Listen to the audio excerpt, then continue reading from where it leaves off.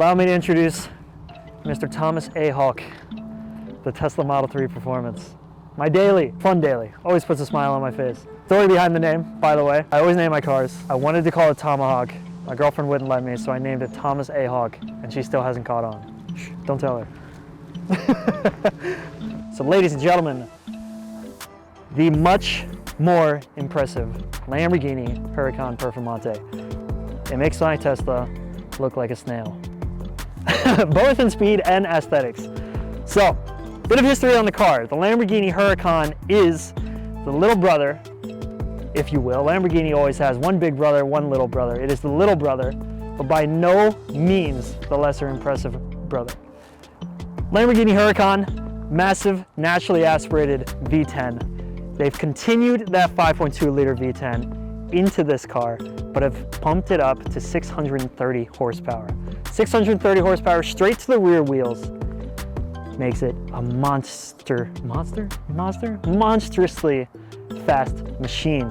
The idea is it can control its power distribution through the use of the way the air flows around the car. It has technology in the front splitter that allows it to open when it needs to go fast to create less resistance and less downforce to get you more speed in a straight line. It also has the same technology in the rear wing. In the posts going up to the rear wing, it can funnel air through a valve. And when the valve is open, it will let the air flow through the wing to allow for a higher top speed. And when the valve is closed, it forces the air down onto the wing to give it more downforce. It is incredible.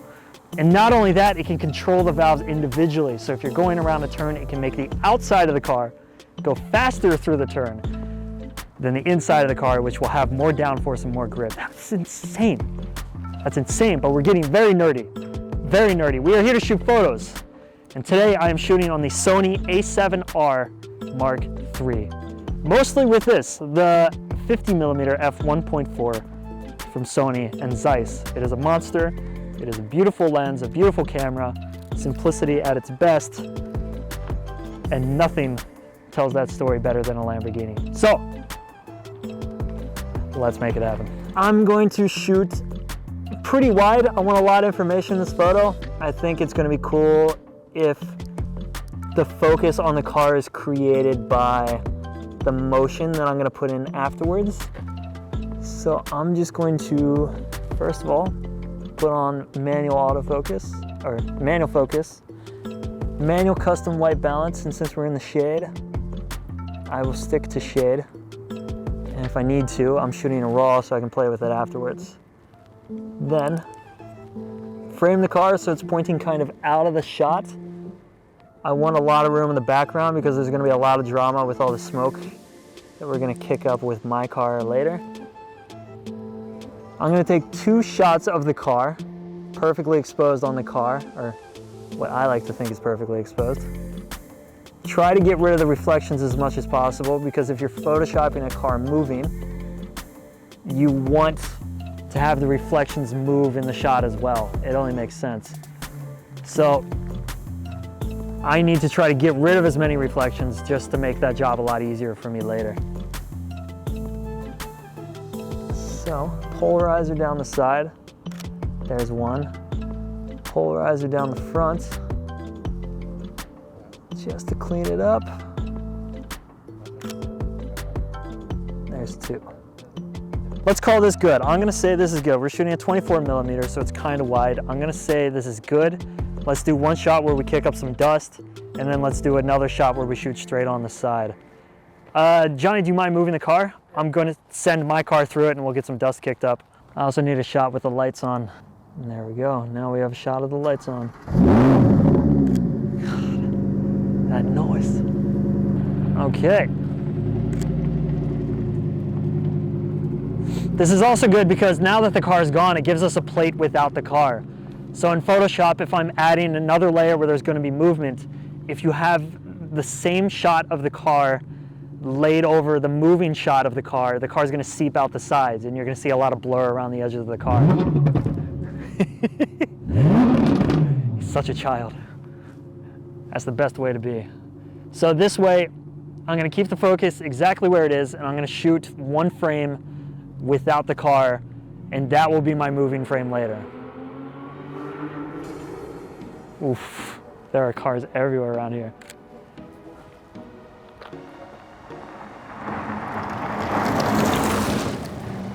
And then I will Photoshop that behind your car. Dude, that's gonna look wild.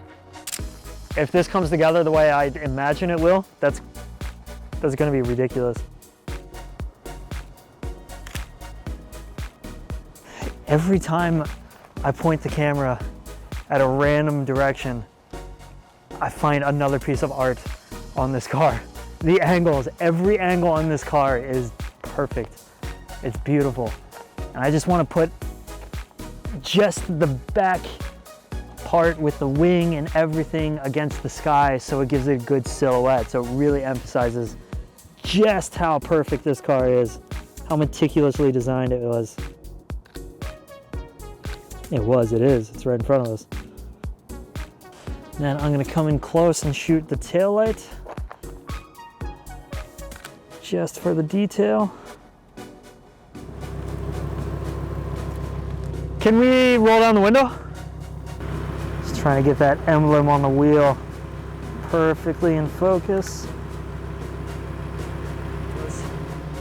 I think we've done justice to the spot. The sun's gone. I think it's time to switch it up, use our own lights, and pick a darker location that's gonna really, really make this car pop and show off its personality. So, to the secret base. We have brought the car inside a dark location. Nice, cool, really industrial atmosphere. I think it's super clean. I think it's super badass. It's a location I've used before, and for those of you with a keen eye, you will know what video it is from. Let me know in the comments, and I will tell you if you are correct. There aren't that many options to choose from, so you've probably gotten it already. But the goal now is to play with light. We cannot do this outside because the light from the sun is too bright. We need full control. So we came here to the dark where we can set up 1, 2, 3, 4, 5 LED bars that will be playing with the silhouette of the car. And we have one flash, and we'll be moving them around. The goal is to take 2 photos, combine them to create one epic, badass photo of the Lamborghini Huracan Performante. So, with that said, let's begin. Oh yeah, sweet. So, with a setup like this, there's a lot of moving parts, a lot of kind of imagination that has to go into it. You have to calm yourself down and think one light at a time. And the first light I'm going to set up is the main one with the modeling lamp on now, the flash, the ProPhoto B10 Plus. That is going to be giving us kind of a constant just on the front of the car, and it's going to throw the shadow up just onto the wall, where you can really see the wing pronounced on the wall. It kind of gives more emphasis on the wing. So step one is to get that light perfectly balanced with a photo that we want to take. And I think I've figured it out with that photo right there. So from there, we're gonna need to start turning on some of these LED lights.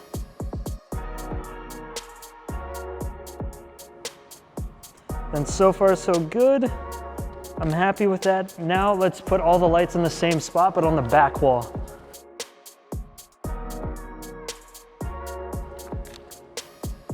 Let's do one where we turn the lights facing the wall as well. Kind of a cool glow. Can you also get in the car and hold on the brake pedal? Yeah, there we go, okay. Okay, so that's gonna give the side of the car some stronger shoulders. Yeah, and it gives us more to play with. Perfect. Let's, I'm gonna use this light, this setup, and let's put the lights back on that wall, and then let's put them on the floor here, and then we'll call it good.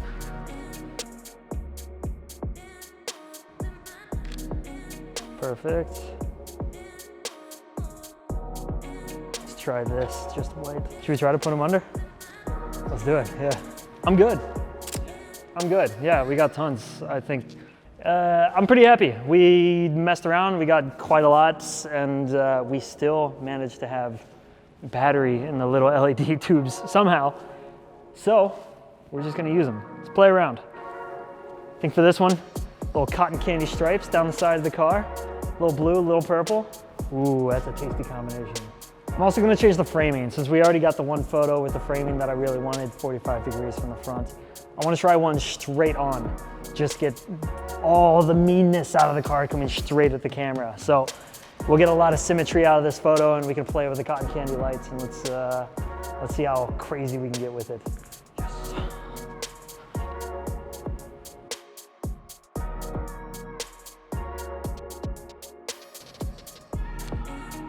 Yes. And just like that, it is over. Hours. It took hours. We got sunset. We got cool dusk. We got crazy cotton candy lights. We went a bit wild, and thankfully, I think we have something. So now we just need to get behind the computer and edit them. And if you're not happy with just seeing the photos that pop up here and here and here and here, I hope we have that many photos again. You can tune in tomorrow at 7 o'clock. I will be live streaming while I edit these photos and you can just come hang out, shoot the shit, tell me about your day, hear about mine, learn a thing or two about editing, who knows. I will see you there. For now, click like, click subscribe. I'll remind you that here in a second if it's not enough for you. Thank you very much, ladies and gentlemen. Peace.